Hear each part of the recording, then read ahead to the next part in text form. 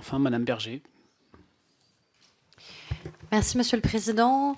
Madame la Ministre, moi j'ai 2 questions qui ont trait, aux enjeux de diversité culturelle.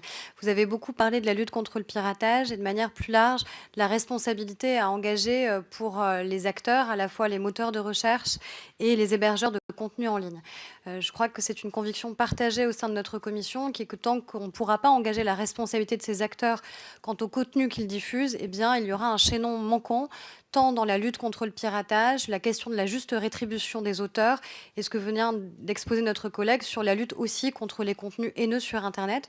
Vous l'avez rappelé, vous menez un combat qui est un combat européen aussi sur ce sujet. Est-ce que vous pouvez un peu plus nous détailler justement les objectifs qui sont les vôtres et éventuellement des éléments calendaires liés à cela?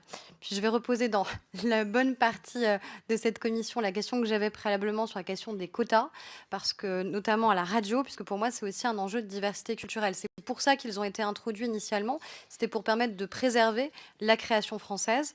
Mais le durcissement de ces quotas, le fait par exemple que les artistes français, mais qui ne chantent pas en langue française, mais chantent en anglais, ne soient pas comptabilisés, l'impossibilité d'avoir des systèmes en haute rotation pour les chansons françaises, et bien finalement, au lieu de permettre justement d'avoir une diversité accrue et une valorisation de la création française, malheureusement, ça a l'effet inverse souvent, avec un risque d'uniformisation culturelle au sein de nos radios.